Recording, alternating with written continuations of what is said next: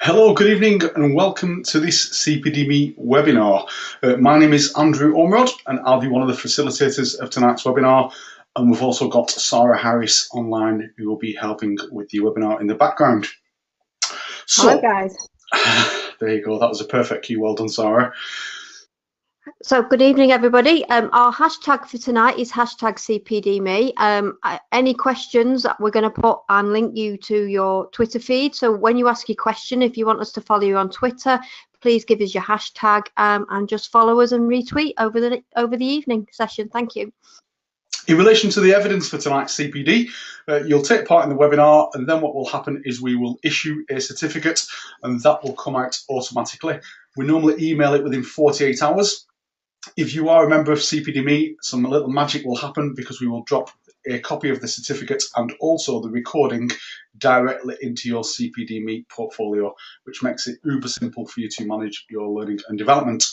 All that you then need to do, of course, is drop into your CPD dashboard and reflect upon your learning experience. And we really do ask that you do that. Collating CPD is not just about holding certificates and PowerPoints and presentations. It really is about reflecting upon your learning experience, but more importantly, documenting how that might influence or change your practice for the future. And so, without further ado, I think you've heard enough about the system. I'm going to hand you over to Martin. Are you there, Martin? Okay, good evening, everyone. My name's Martin. I'm one of the Advanced Paramedics with NWAS, Northwest Ambulance Service, and I'm based in South Manchester. So tonight's little webinar is about the role of NWAS's trauma cell in helping to coordinate major trauma or the response to major trauma in the area. Lots of ambulance services have their own dedicated little function in EOC, some call it a clinical coordination desk, but ours is called the trauma cell. So the plan for this evening, the next half hour or so, I just want to talk through some definitions around major trauma. I'll also go through NWAS's own Pathfinder triage tool, which we use for major trauma. And then it's not just about me doing all the work tonight, so I will present some scenarios to you, and you'll have the chance to answer some questions accordingly, whatever you think. I will say now, there's no right or wrong, so you're not being tested. And then I'll just round up with a couple of points as well. What is major trauma? As far as NICE 2016 and NICE guidelines are concerned, major trauma, they define it as an injury or a combination of injuries that are life-threatening or could be life-changing because they may result in long-term disability. And you'll see this definition pretty much everywhere you look about major trauma, whichever document you look in or article. And the way major trauma is defined in hospital is with something what's known as an injury severity score, and anything above a score of 15 is deemed as major trauma. Now, obviously, this is an in-hospital tool, which has got a very complicated method of scoring. And basically, what happens is every injury that's found in polytrauma is assigned a abbreviated injury scale score, an AIS score, which is allocated to one of 6 body regions, which are the head, face, chest, abdomen, extremities, which also includes the pelvis, and any external injuries. The highest AIS score from each body region is used, and the 3 most severely injured body regions, they have their score squared and then added together to produce the ISS score. That probably, well, many reasons why we can't use this pre-hospitally, but because we obviously don't know the extent of injuries, but it'd probably take too long to work out. As an example, so a patient with a cerebral contusion would have an AIS score of 3, a flail chest would score a 4, fractured femur a 3, and obviously no injuries is 0. Any injury which is deemed to be unsurvivable is scored a 6.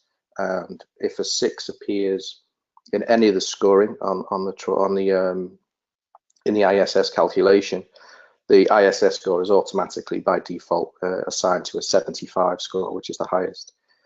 And this system has been in place since 1974. So does seem to be grounded in practice, and so it's what hospitals tend to use. So many of you will know what the early drivers for change were when it came to major trauma. 2007's document, Trauma Who Cares, which came from the National Confidential Inquiry for Patient Outcomes and Death, and then a couple of years later followed by the National Audit Office document into major trauma care in England. And basically what they both found was major trauma as a thing was extremely poor pre-hospitally and in hospital. So the 2007 report, the confidential inquiry one, that stated that 60% of major trauma patients received a standard of care that was, in their words, less than good practice.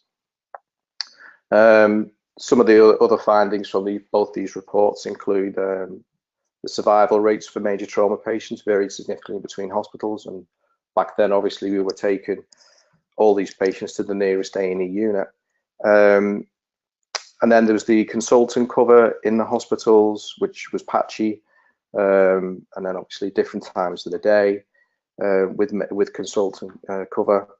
And basically the delivery of major trauma care lacked any sort of coordination, and then that led to delays and obviously affected treatment, diagnosis, treatment, and then obviously onward rehabilitation for the patients. And the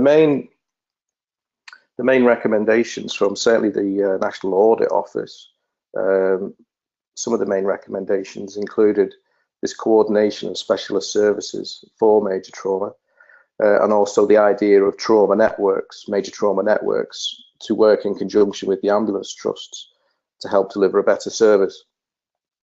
And from that, all ambulance trusts have developed to formulate triage protocols for all major trauma. And these days, the trauma networks do use the TARM, the Trauma Audit Research Network data, to help benchmark performance. So moving on, this is NWAS's trauma cell. This is probably the tidiest you'll ever see this desk. And basically, we're based up at the Lancashire Control Room at Broughton, outside Preston. So obviously we have several screens, mapping system, communication system, and just on the right behind the screen there you can see what appears to be a very embarrassed looking dispatcher. So we have all sorts of so what do we do? So access to an advanced paramedic 24/7 with dispatch support, which is when you're new to these systems, it's all important. From our position there, we're able to allocate the appropriate response to the incident. If something has been identified as a major trauma incident, some are obvious, some are not so obvious, we're able to send or help send the appropriate response. Now that could be a senior paramedic or an advanced paramedic. And obviously we've also got access to other specialist support, as in we have a fantastic basics team around the Northwest. We also sit on our desk there, just behind the other dispatcher, where HeliMed, they have a dedicated dispatcher. We have access to three helicopters in the Northwest, and at the moment they only operate in daylight hours. We also do pinch occasionally Northeast or Great North ambulance, and occasionally Yorkshire. The main idea behind the advanced paramedic being in the trauma cell is to support the decision making that is going on at scene. So whether that's sending extra support to go to scene, whether it's speaking to clinicians on scene if we've got a chance, and then just helping basically to coordinate the services for the patient. And then once the patient's all neatly packaged, we'll take the pre-alert details from the crew on scene and we'll pass it to the receiving hospital. And obviously if that's major trauma, through to the red phone in the A&E of the trauma centre or the trauma unit. And we'll speak, it's a clinician to clinician pre-alert. So we'll generally speak to team leader, or occasionally the consultant to receive the patient. And then what is vitally important is that we're in a position to be able to feed back to crews who've done the job, been through the incident, depending on the type of incident it was, and offer that peer support, which is all important. So I just want to run through quickly what we use in Northwest as our sort of kind of triage protocol for major trauma. It's called Pathfinder. It's split into 4 categories. This top yellow box is the catastrophic category. So where our patient doesn't have a manageable airway, or their breathing is unmanageable, or they have a catastrophic hemorrhage, which is unmanageable. That is this patient is going to a major trauma center or a major trauma unit, whichever is nearer. And that will depend very much on where you are within the Northwest. Okay, if we can get past this box, then the next category down is the physiological sort of category. So we've gone past the catastrophic bit. The patient, have they got their respirate? So is it below 10? Is it above 30? The systolic blood pressure is at 90 or below 90?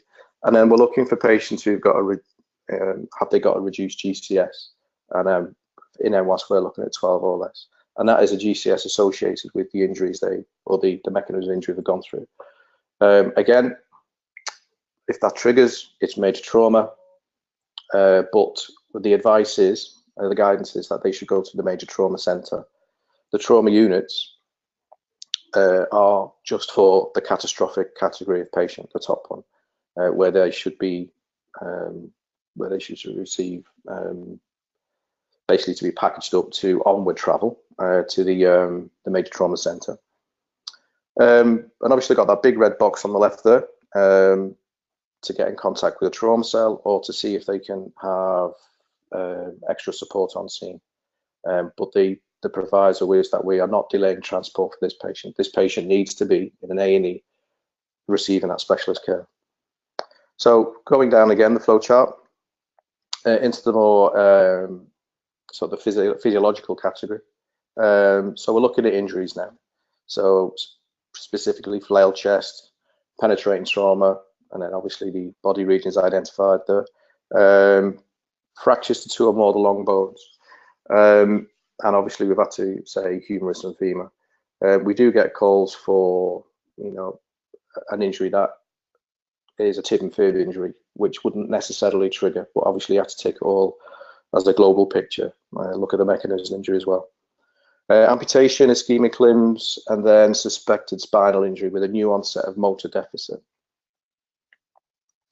And then this is the point where we're looking at history. What's happened to the patient? So have they been through a dangerous or a significant mechanism? Sadly, has there been, in an RTC, for example, death in the same passenger compartment? Frail or elderly, and I'll speak a little bit more about that in a few minutes. Is the patient on anticoagulants? A pregnant patient, 20 weeks or more, or other clinician concern?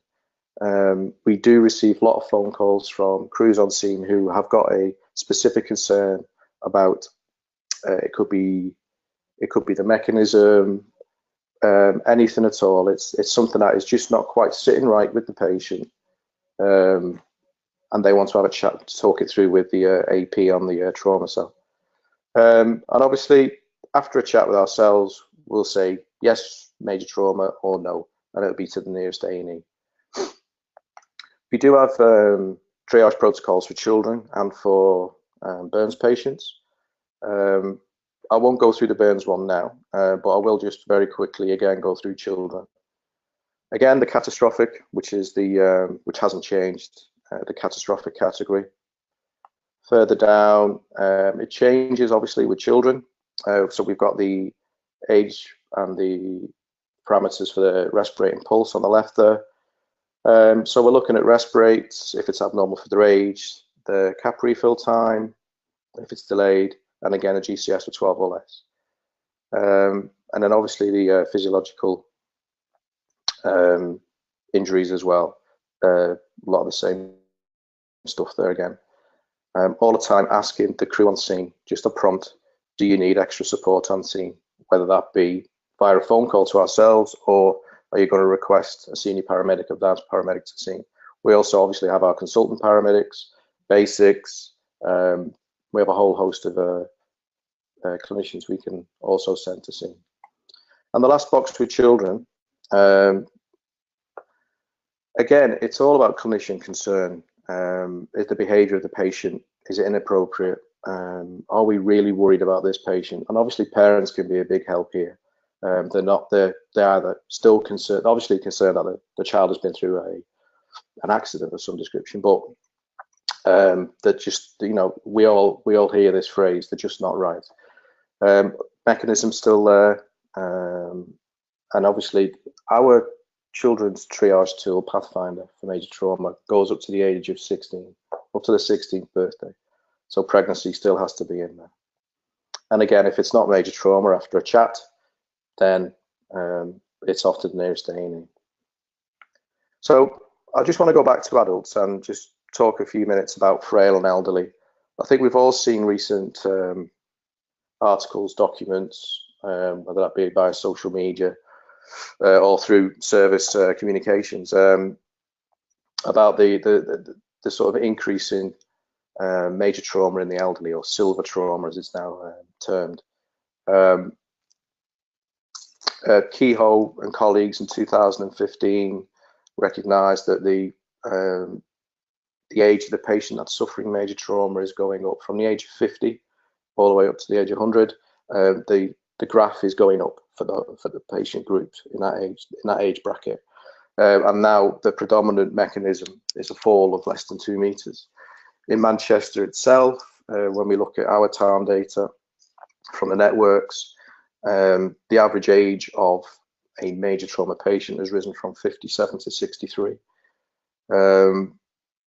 It's a thing that I think, just my own personal opinion, I think that ambulance trusts do need to probably have to focus on a little bit more now. Whether we have to design a separate triage tool for the elderly, that's probably a piece of work for someone else, hopefully not me. So there are screening tools out there for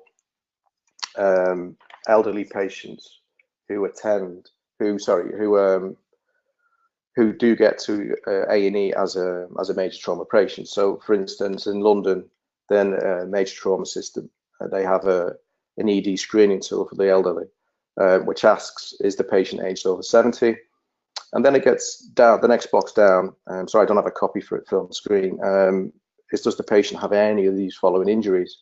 Rib fractures, blood positive on a CT head, a significant soft tissue injury, pelvic fracture, spinal fracture or suspected spinal fracture, excuse me, or an unexplained hemodynamic status, sorry. So obviously CT head we can't do pre-hospitally, but certainly on scene and certainly on the trauma cell, we can be asking questions more about chest examination. Is there anything obvious on the chest? Does the patient appear to have any rib fractures? Pelvic fractures we can suspect, but I think the chest examination is probably the new thing that if we're not doing it already, we should be doing a little bit more. And certainly something I'll adopt in my practice now on a trauma cell is asking a few more pertinent questions in the elderly about chest trauma. So moving on, scenario time. So I'm going to put some scenarios up on the screen, and then Andrew, on his prompt, will put some questions up. So as I said earlier, it's not a right-wrong thing. It's just your impression. It's just what you think when you first read the scenario. So the first scenario is it's a 14-year-old male. He's fallen 20 feet from a roof onto his feet. On ambulance arrival, he's mobile. He says he's pain-free, and he appears well. When they're taking his obs, they're all within his age parameters. He's been GCS 15 throughout, no loss of consciousness reported. He's got a possible fracture of his left elbow, and nothing injury-wise that's really obvious. No previous medical history, no comorbidities, etc., no allergies. So, Andrew, put the question up, please. I will indeed. So, scenario number 1.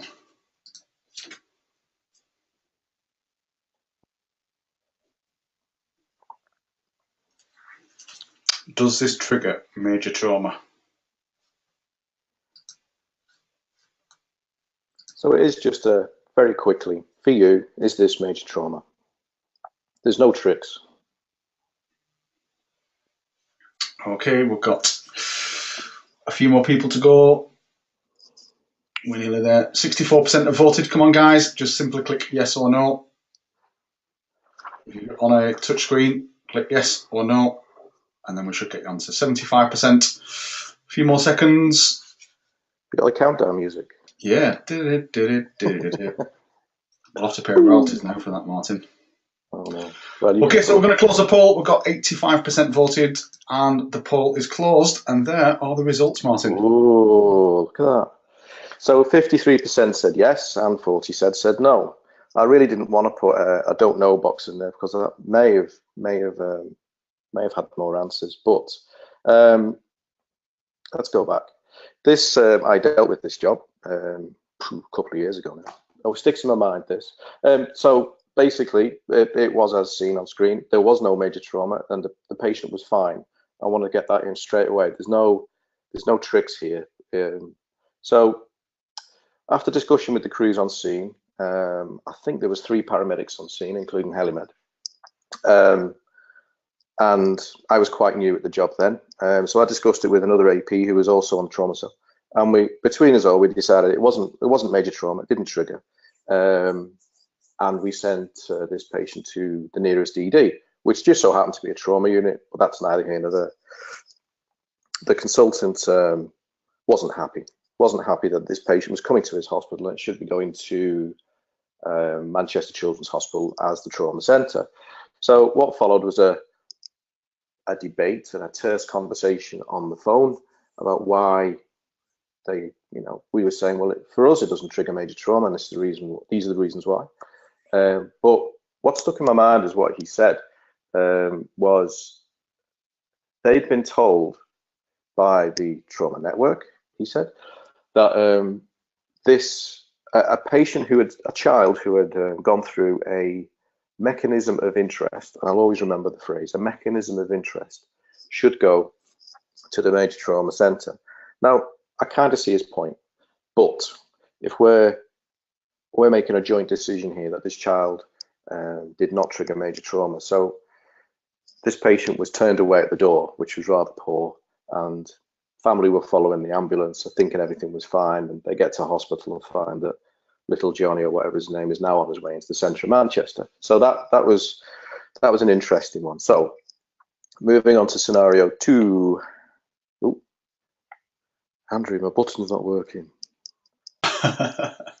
Bottom left-hand corner, just hover your mouse. No. All right, it's old-fashioned. Let's see. Okay, so second scenario. Again, there's no tricks. Okay, so 34-year-old male who's been deliberately run over by a car, and witnesses can state and be verify that the car has travelled over his whole body, accelerating away 20 to 30 miles per hour. On arrival of the first, I think it was an RV, you got to see him first. This patient is pale, he's clammy, he's sat down on the curbside. Initial set of obs, pulse 150, respirate 44, SATs on air of 83%, and he's got a slightly reduced GCS on voice, eyes 4, voice 4, movement 6. So, Andrew, Maestro, second question, please. Okay, so what intervention would you first consider? You can only choose one of them. So again, if you're on an iPad or a mobile device, just simply click one of the answers. If you're on a Mac or a PC, just wave your mouse and give us your results. Lots of Twitter activity tonight. Oh, good. I will say that Andrew and I disagreed about this earlier. Ooh. And again, it wasn't, someone wasn't wrong. It was just, I was going to consult Professor Sir Keith Porter on his opinion, but unfortunately wasn't able to come live on the webinar tonight. Okay. 68%. And that's exactly what these webinars are for, Martin. As we discussed, it's all about debating. Now is the time to debate this as opposed to being sat at the side of the patient. 80% voted up to now. Come on, guys and girls. What I have noted is a lot of people logged on tonight who are doing other things than watching the webinar, like Google searching and not paying attention. Sorry, it's just delivery. Yeah. So I'm going to close the poll now. Oh, okay. And there's the results. Okay. So, Andrew, that's what you put, wasn't it? Interesting. So, what's causing his SpO2 to be vastly reduced? With a pulse rate of 150, a rest rate of 44, and a mechanism that has been verified that he suffered significant torso blunt trauma. So for me, and I'm just putting it out there, chest decompression here for a possible tension pneumothorax. So again, it's this actually did happen some time ago now. The crew did decompress the chap's chest, and it resolved, certainly the low SpO2.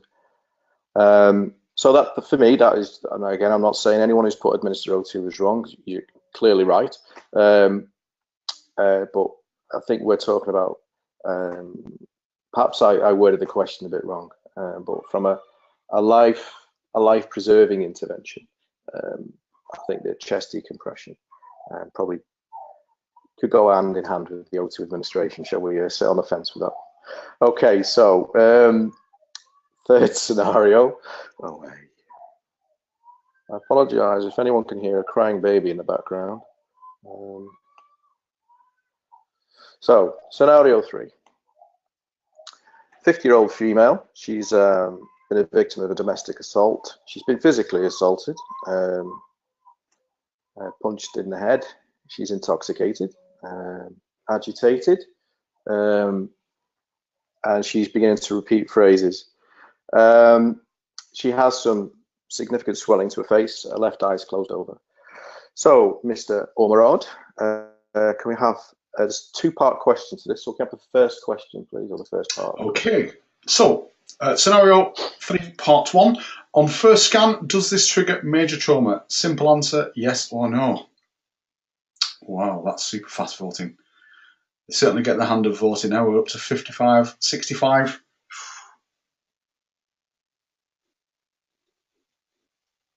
There's a debate on Twitter to whether that was a crying baby or a dog. It was a baby, and my sister-in-law's here with her baby. That could be part 4. I'd lock myself away, but it's not. Obviously, okay, soundproof. I need we're nearly there. Yeah, don't worry. At least we're going to watch live, don't we? That's the thing with live broadcasts. Okay, we're up to 80%. I'm going to close the poll. Oh, there we go.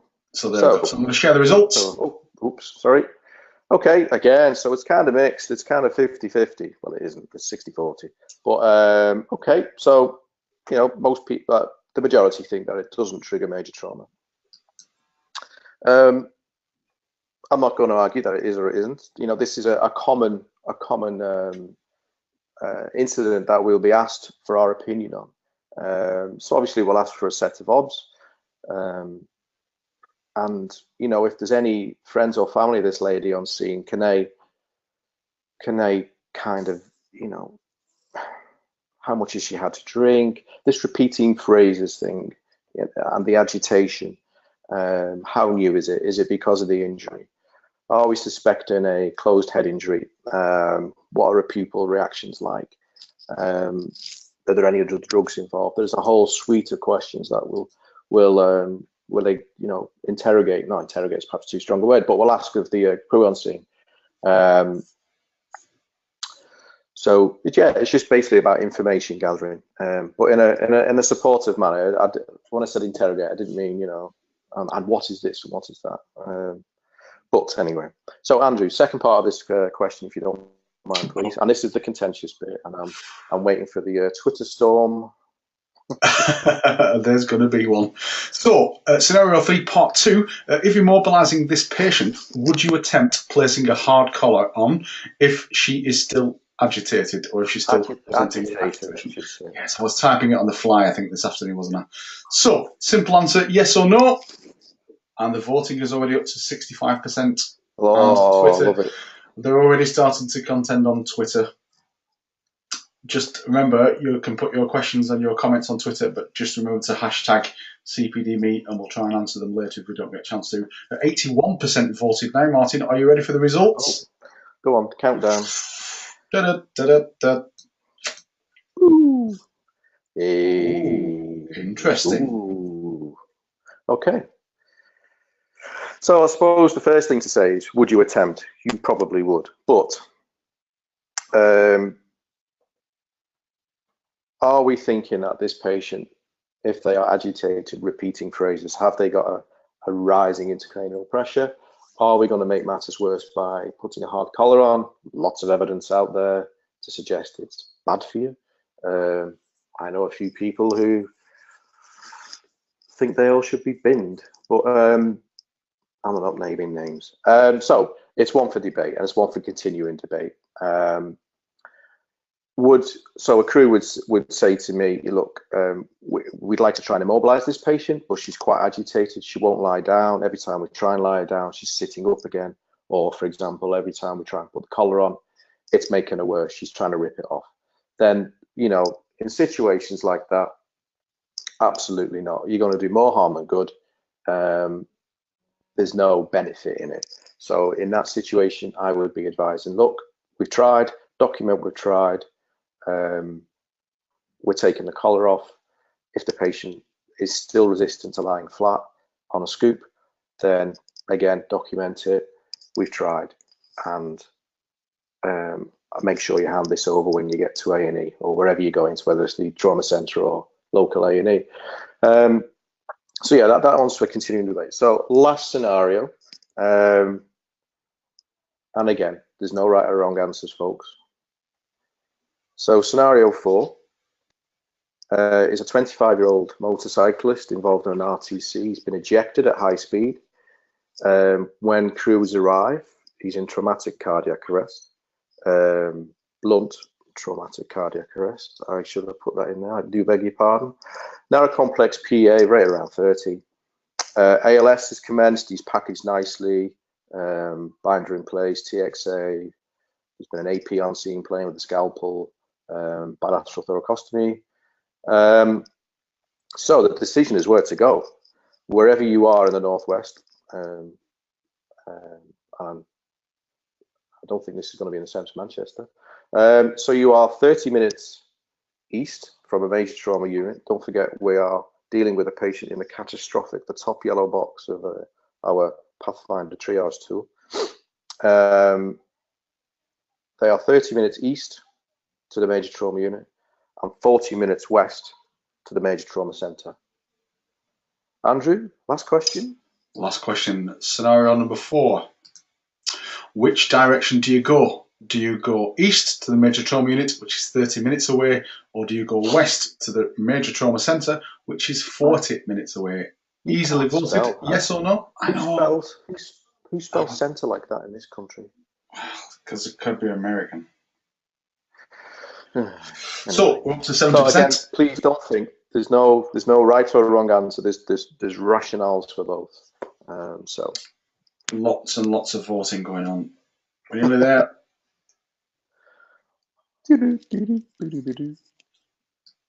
Close poll. There we go. Are you ready for the results? Ooh. There's some sitting on the fence. Again, I didn't want to put a third option in of, you know, terminate on scene. So pretty much 50-50 split. 52-48. Again, I would like to send this patient to the major trauma centre, but I can perfectly see the rationale for going the other way and going to the trauma unit for the patient to have life-saving interventions for hopefully packaging for onward travel to the major trauma centre. So again, I have a preference, but I would not criticize a crew for going east as much as I want them to go west, but here you go. So there's just a few scenarios that, you know, we tend to deal with on a pretty much a day-to-day basis. So just a reminder of what we do in the trauma cell as advanced paramedics. We're there we're available 24/7. We have our dispatch support who are wonderful. We can get the right response to the scene if it's available, and we can certainly request that a vehicle or a senior paramedic, advanced paramedic go into another job. It's a balance, isn't it, of where they're going to be best served, that job or to this major trauma job. Access to basics, of course, who are wonderful human beings. Get my plug in. Obviously, we've got HeliMed in daylight hours. As I said, we've also got Great North access to Yorkshire. And I forgot to mention, we also have access, or we can request Coast Guard, who fly 24 hours a day. And again, I'll reiterate the point, it is all about support decision making on the active incident, what's right for the patient, and about where they go. Coordinate everything on scene, despite the fact that we're remote, and then doing the clinician pre-alert, and then feedback and peer support. So it's all encompassing, really. So I've come to the end. I want to say thank you. And everyone needs a bit of Bill Murray every now and again. So that's me done, folks. Any questions? Okay, I think Sarah is going to ask some of the questions. Are you there, Sarah? Maybe, maybe not. She's gone for a cup of coffee. No, I was here all the time listening. No Google searching for me. Martin, we do have a few questions, but there's been a couple that have been around your role, really, and what qualifications, or how do you become sort of an advanced paramedic? There's quite a few around that. Okay. So NWAS took the decision a few years back to follow the College of Paramedics curriculum guidance for career progression. So diploma, I was going to say band 5 paramedic, that's changed to band 6. So then it was before a few months ago, band 6 paramedic was the senior paramedic. That's the title the senior paramedic team leaders we now we changed it to. And they were, the stipulation in the job was as a team leader, and aspiration, and the going on to do the degree. And then advanced paramedic, I think there's 42 across Northwest, so it's basically 3 areas, 40 in each area, and obviously master's level education. So there's a progression that you can go through once you become a paramedic if you wish. That's basically the route all of us have taken, really, of being, you know, an old technician or EMT2, up to paramedic, senior paramedic, now advanced paramedic. Thanks, Martin. I think one of our webinars later in the year is going to be around the clinical leadership model that NWAS have taken on board. So hopefully we'll be able to discuss that further. Couple of questions around merit and basics and HEMS. So I'll ask one, but it will feed into the next one. Do NWAS have a merit team, nighttime HEMS that work during the night hours like West Mids Ambulance Service do? Not yet. We are developing an enhanced care, a pre-hospital enhanced care model, which will include, I believe, but my information is a bit sketchy on this, which will include the merit docs or increase their scope. HEMS, I'm not too sure about flying nighttime. I really don't know that one. But the merit, their capabilities are going to go 24/7. So when they're not flying on helicopters, as far as I'm aware, they will be on a car based with, I've heard, an advanced paramedic. It's very much in its infancy, and it's very much, I think, a scoping practice at the moment. But yes, the The drive is there in the trust now to do it. It is going to happen over the coming year or couple of years. So yeah, we don't have the West Mids Care team, I think they're called. We don't have a similar model to that just yet, but we will have in the future. That's great. So leading on from that, there's Robin has asked, my paramedic practice has majored in search and rescue, and having heard Martin discuss the tasking of air ambulance asset day only, I am interested to see how or they would request a SAR helicopter, having worked closely with both Southwest Ambulance Service in Cornwall and Glasgow. We had excellent communication links with both organisations who frequently requested helicopters and air rescue coordination. So a very similar question really around that nighttime cover. Yeah, and sadly it's not there at the moment. I have forgotten to mention, and I do apologise now, our mountain rescue teams who we do have on call for us 24/7. So we do have them. Again, flying at night is not something that we currently do. I don't know what it'll take to do that, I'm afraid to say. I don't know. Maybe a future webinar is somebody from the air ambulance coming and talking to us. So what are your thoughts, Martin, in the administration of TXA for closed head injuries in elderly patients taking anticoagulants? Oh, quizzes. There's no evidence to say that. I think the information we have is that there's no evidence to say there's any benefit, and there's no evidence to say there's any harm. So we've just taken the stance that we don't give it. There is a lot of work. I mean, if the evidence was there, fine. I just don't think there's evidence there. But in other countries, use TXA for daft things, or, well, relatively minor things. Like in Japan, they use TXA for headaches. So I think there's more work to be done, basically, in evidence gathering. So yeah, whilst the evidence isn't there, then no, then let's not give it. Okay, so we have one of our lovely CFRs, Dave Hartford, has asked a question. If a CFR was to arrive on scene and suspected the patient had a major trauma, yet backup was some time away, could we call the trauma desk for immediate advice?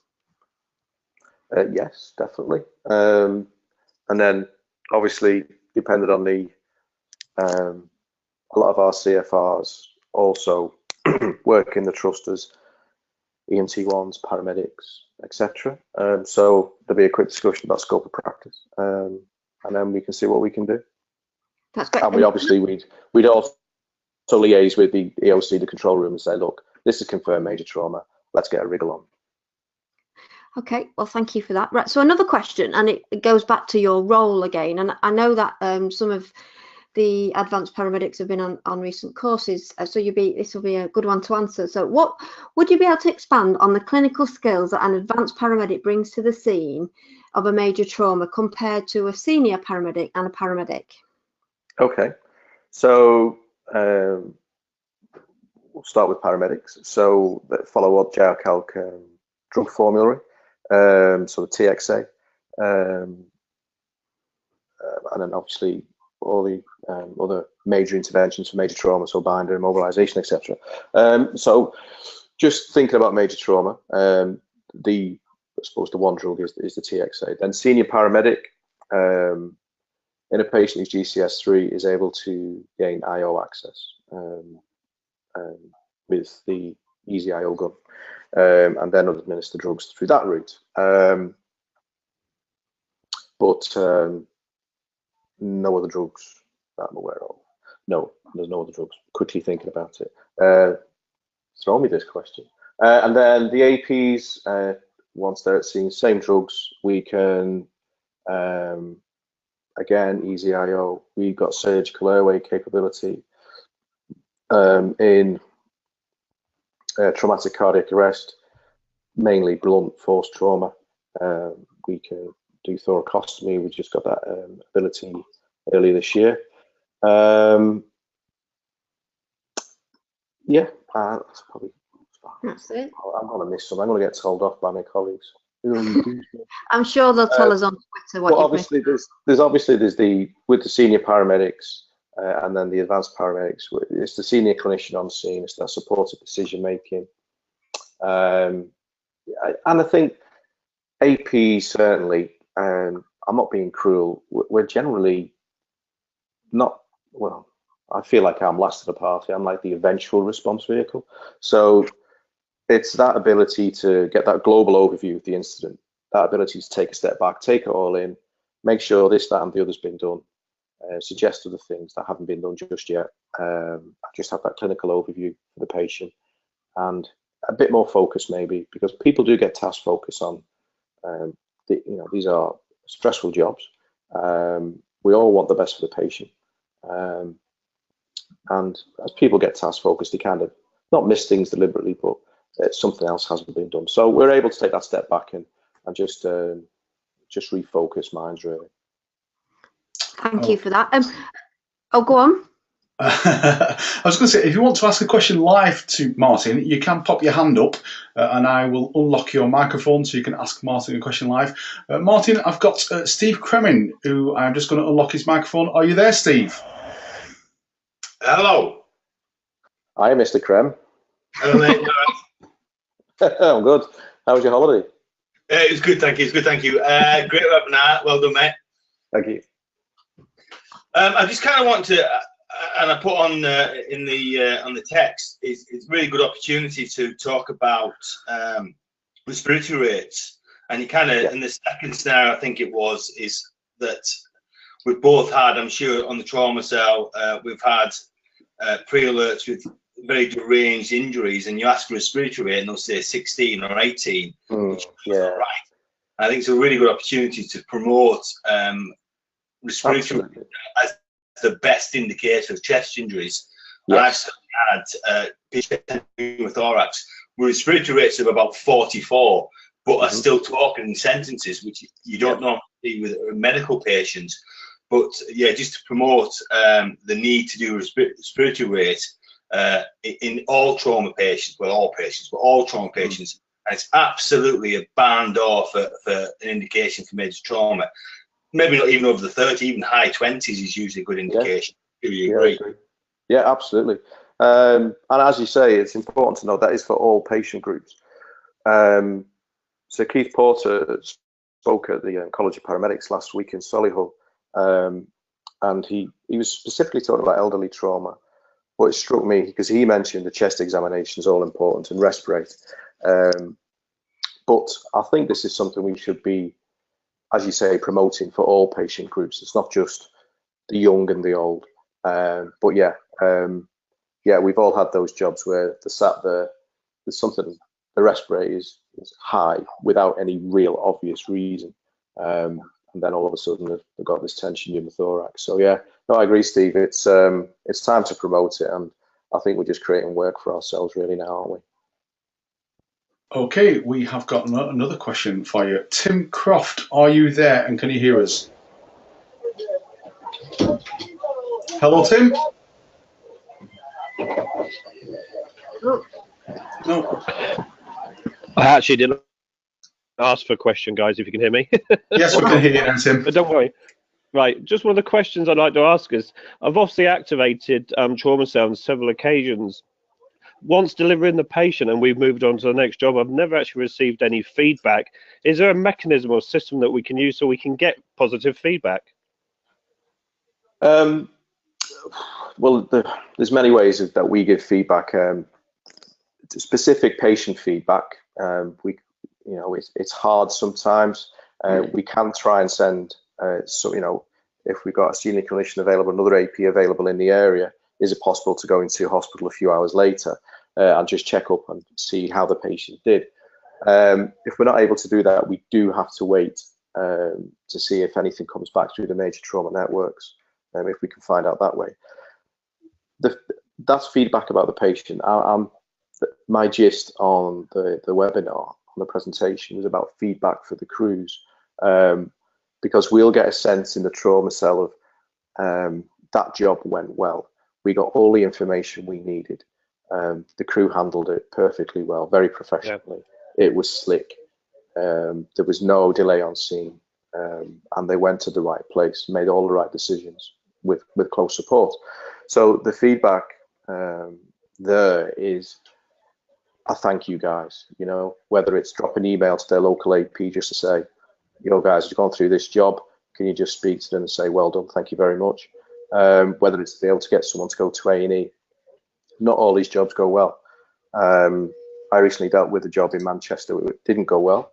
The patient sadly died at hospital, but I knew the crews on scene had done their best, but they went to the hospital with the patient, and I was able to send one of my senior paramedic colleagues in just to see how they were doing. And I think that's important for crews, is that even when they've got to A&E, where possible, I can't say it happens all the time because it doesn't, just with activity, but we can try and send someone along just to see how they're doing, just to have a bit of a debrief, which is important in medical jobs as well. But just talking about major trauma, debrief is very, very important. If what went well, what didn't go as planned, and it's just that ability, that facility to be able to do that. I think at hospital is vital for crews sometimes.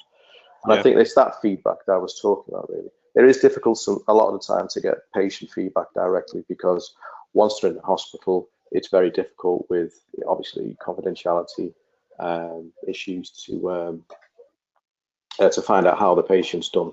So, yeah, I don't think there's any formal mechanisms within the major trauma networks to find out how patient X did, unfortunately. Okay. Cheers, Martin. Thank you. Okay. Thanks very much for that question, Tim. We have got another quick question for you. If I can scroll up the list, I have to say you have got some record numbers on the webinar tonight. Yes, I've just tweeted about that. In fact, one of the questions is asking them, they're so impressed with your talk, they want you to write their essay for them. I can't say I've Harvard records, so I'm sorry. Okay, Emma Orford, are you there? Emma, can you hear us? Yeah, hi Andy, I can hear you. Okay, you're live with Martin now. Okay, hi Martin, I've been listening to you, excuse me, whilst I've been eating my evening meal. I've got mine to come yet. This is a question about immobilisation of patients who's been involved in an RTC. I personally, this is a bit of a grey area. So my question is, what is the preferred method of immobilising a patient who has been involved in an RTC, who is presenting with C-spine tenderness but is able to extricate themselves from the vehicle? Yeah, good question. Thanks very much. The official answer would be, if they're able to extricate the GCS-15 throughout, no loss of consciousness. Yeah, yeah. Okay, so no distracting injuries, no intoxication. Yeah. Then let's get them to walk out. Right. Because the patient, the evidence is beginning to show, and now this is only my personal opinion before someone more senior than me gives me the curly finger. There's lots of evidence now saying that where the patient satisfies the criteria we just mentioned, they're able to extricate themselves. They will support their neck better than we will with the care, the hard collar, yabba yabba. And they will get themselves out far quicker than us in the fire service will. And the car will be in a better state. So yeah, I think we're not, and I use the phrase loosely, not too clinically concerned. And they have developed, is it a new onset of C-spine pain, a delayed onset, or is it since the point of injury? And you have to take the global view of the mechanism as well. Have airbags deployed? What's the state of the cars? The A-frame bent? What sort of speeds are going? And taking all that into consideration, am I going to immobilize this patient? So in Northwest Ambulance Service practice, we have our self-care pathways for 6 specific ones, and one of them is for minor neck injuries. And it basically follows the Canada C-spine rules, which I know aren't perfect in an in-hospital radiological, but it's what we've got to use. And until something comes out that's better evidenced in the pre-hospital environment, we're left with what we've got. So to answer your question, if that patient has been no loss of consciousness, GCS-15, no distracted injuries, no intoxication, they're not mechanically trapped per se, then yeah, I would be more than happy to ask them to just support your own neck as you come, and they'll do a far better job than we ever will. Okay, Excellent. thank you very much, Martin. Thank you. Very good question, that, Emma. Well done. It's a question probably lots of people were thinking, and Martin hopefully has answered it for the majority of people. We've just got one more live open question, and that's from Lee Annie Wilcox. Are you there, Lee? Hello. Hello, Lee. We can hear you. Hey, it's Leah. Sorry. Leah. Yeah, Leah. Just a question, really, for as you said about the patient that got run over by the car. Mm-hmm. And you said that you had a discussion whether you'd decompress first or you could give oxygen. Yeah. What is your argument for the decompression before the oxygen and vice versa? Like, it's treating the cause. You got a higher degree. For me, this is having a high degree of suspicion that the cause of the low SAT, that pulse and that respirate is a tension pneumothorax. The best way to treat a tension pneumothorax quickly is to stick a needle in the chest. And that was my thinking behind the question. It probably wasn't worded the best, but that was my thinking. Because if you decompress the chest successfully, what's going to happen to the oxygen levels? It's going to get better. It's going to shoot up. So, and obviously the chap's been through major trauma, so he's always going to have 100% oxygen mask on. But if you don't decompress that chap's chest and have an oxygen mask on, his SATs might come a little bit, but he's going to get more poorly. Yeah, it's just that you said what you do first, so just generally. Yeah, that's what it was. It was very rushed this afternoon. We had the debate earlier, didn't we? Yeah, I do apologise for badly wording the question, but the thinking behind it is what's causing that low SATs and those deranged OBS. Treat the cause. Okay. We had this discussion because I'm a student at the moment. I'm due to qualify quite soon. We had this kind of argument, debate, whatever you want to call it, at uni, and they were saying we got told that oxygen would be better first because of the good, and I use that as like in quotation marks, the good side would get it's working harder, so therefore the oxygen would help out, if that makes any sense. Yeah, no, I'm not disagreeing. But how quickly is the oxygen mask going to go on and the chest going to get decompressed? They'll happen at the same time, won't they? So it's not a step-by-step approach. Oxygen must go on first. Bang. Okay, what's next? You're not thinking like that on scene, are you? It's dynamic. It's happening very quickly at a rapid pace. And if it's just you on scene, oh, okay. So, and you're waiting for ambulance backup, then it's, it will happen a little bit slower because you've only got one pair of hands, but it should be, for me, at the top of the list. But, closely followed by the oxygen. I'm sitting on the fence here. For me, this is a treat the cause scenario. Yeah, okay. Leah, thank you very much. That's a really good question. We had exactly the same debate earlier, didn't we, Martin? And in fact, if you're quite right what you said, the probability is your colleague will be putting the oxygen on while you're considering to decompress the chest, and so it will happen synchronously. Yes. So, Sarah, have we got a couple more questions? Yes, we have. We have so many, Martin. I don't know where to start. I tell you what, there's been a couple around the times. And so, for example, you get a major trauma. You're a couple of minutes from the major trauma centre. Would you scoop and run, or would you do some interventions and then go? Scoop and run or stay and play, as they used to say. Yes. Are we dealing with a cardiac arrest? Doesn't say. Okay, let's assume we're dealing with a cardiac arrest. So your interventions are,